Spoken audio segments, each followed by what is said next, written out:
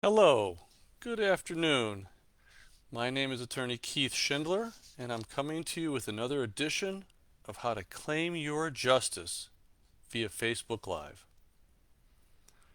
The purpose of these video sessions is to give you, our viewers, and the rest of the Facebook community valuable and useful information on personal injury cases and related personal injury topics. We welcome positive comments and questions, and you can always call us at Claim Your Justice. Visit us on the web or call us at 188 88 Keith. That's 888 885 3484. Today I want to discuss with you the nuts and bolts of a workers' compensation case. Basically, you go to work, you're intending to do your job, and unfortunately you're injured while doing your job within the scope of your employment. These happen every day. Many workers are injured every day. And the range of injuries can be from a simple soft tissue type of back injury where you get physical therapy. There's injuries that require surgery. It could be a significant back injury where you have a herniated disc or a related type of spinal condition and you need surgery. Rarely, but it happens, there's cases where a worker is permanently restricted from working. We have a client that, as a result of a workers' compensation case, is unfortunately in a wheelchair for the rest of his life.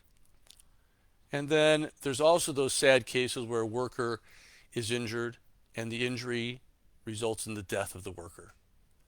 All of them are very sad, sad with different degrees of sadness, but no one deserves to go to work, be injured on the job, and not be compensated for their injuries.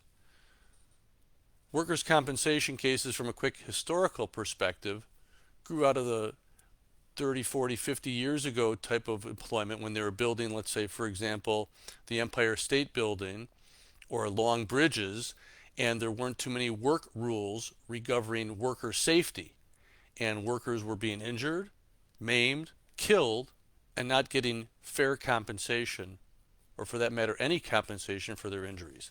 That's the basic evolution of these workers' compensation cases.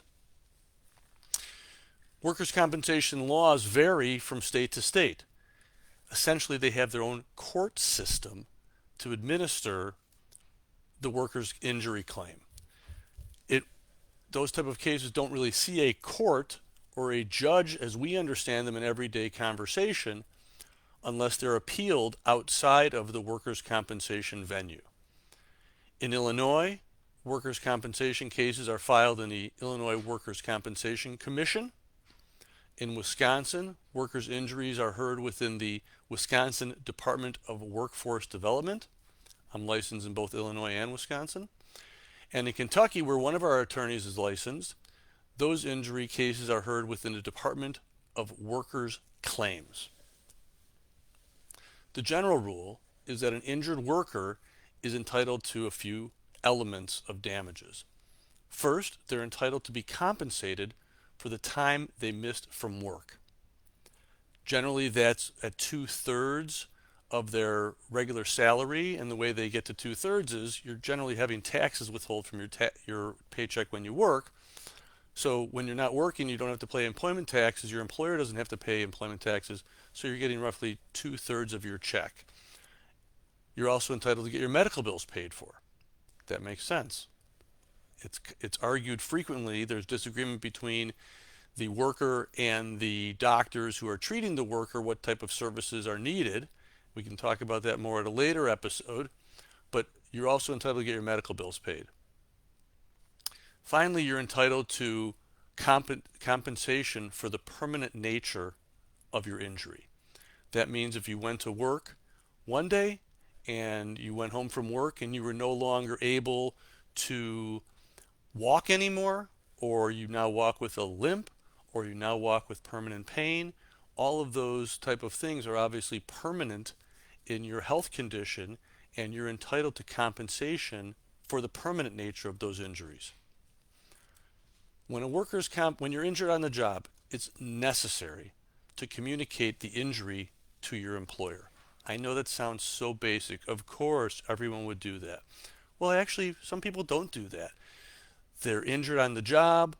They don't want to miss their paycheck. They don't understand workers' compensation rules. The worker thinks that they may be fired if they report a claim or make a claim. So the worker decides, you know what, I'm going to continue to go to work. My back hurts me every day. My shoulder hurts me every day. My ankle hurts me every day. I'm going to continue to go to work because I want to get paid. And then a few weeks later, the worker says, you know what, I wanted to be brave. I thought I'd be able to do this. I'm going to report the injury now. And so the worker goes to their supervisor and says, I was injured. And the supervisor says, when? And the worker says, 5 weeks ago. And it makes it more difficult. You could still assert the claim, but it makes it more difficult to perfecting the claim. So my advice is, when you're injured, make sure you report it to your supervisor. The best would be to send an email, but most injuries are reported orally to a supervisor, and then there's a report that's made, and you may be contacted, depending on the size of your company, by the workers' compensation representative. The next thing is to get medical treatment. It's obvious, but there's a push and pull because companies want to preserve their expenses.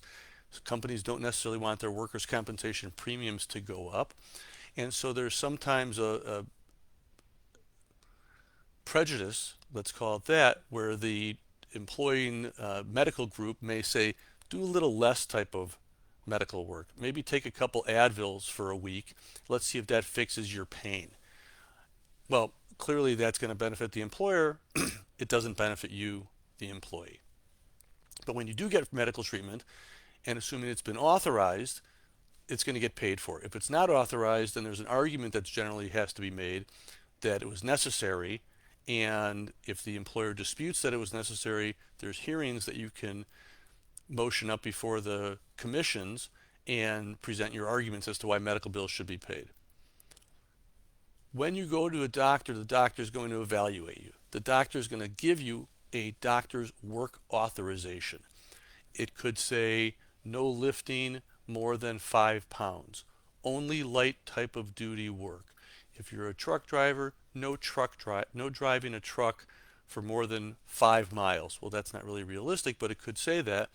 And your job as the injured worker is to make sure you follow that doctor's advice, so that if the doctor says don't work, and strike that, if the doctor says you should go to work and you're like, I can't go to work because I'm too injured, well, the doctor didn't give you authorization to miss work, and you risk getting fired by your job because you don't have a valid reason to be missing work.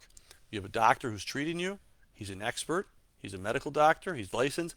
He says there's no reason for you to not be working. You as the employee said, I'm injured, I can't go to work. You may face a situation where you get terminated from your job and have it difficult to seek relief for future employment. Remember, it's not going to affect your workers' compensation claim, but it could affect your status as an employee with the company. That's the risk of not following the assignment. There's also light duty work, and the problem with light duty work sometimes is that not every job has light duty available. Not every job has, if you're a truck driver and or you're a laborer and you're lifting materials from one part of the warehouse to another part of the warehouse, and your doctor says no lifting over 10 pounds, light duty only, the employer may not have any light duty work for you to do. Make sure you follow the doctor's advice as far as the work restrictions. Generally, when we get to a settlement on a workers' compensation case, my clients have completed their treatment, and the doctor has determined that the client's at something that we call MMI, maximum medical improvement. At that point, I, as the lawyer, can review the medical records and make a proper evaluation as to the compensation my client's entitled to. If I have a client that's requiring many, many more weeks or months of treatment, the employee is not at maximum medical improvement, and I'm not able to settle their case. Of course, there's some push and pull between the lawyer and the client because the client wants to get the settlement money right now. I understand that we work as quickly as we can, but I'm also not in the business of selling my client short. I want to make sure I get the maximum compensation for each of you who are my clients. Please know that workers' compensation cases can be complex. There's many, many rules that apply, And I do not recommend that you try to handle a workers' compensation case yourself.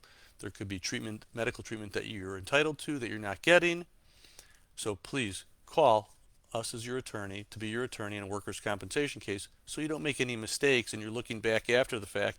Call Claim Your Justice and say, hey, I signed all the settlement contracts. I didn't get the money that I wanted. I want to make my case now. Too late. Too late. Remember, if you're injured in any type of work accident, car accident, trip and fall, medical malpractice, or wrongful death, let us help you claim your justice. Call 1-888-88-KEITH. That's 1-888-885-3484. We're here to help you claim your justice. Thank you, and this has been Keith Shindler. Have a successful rest of your week.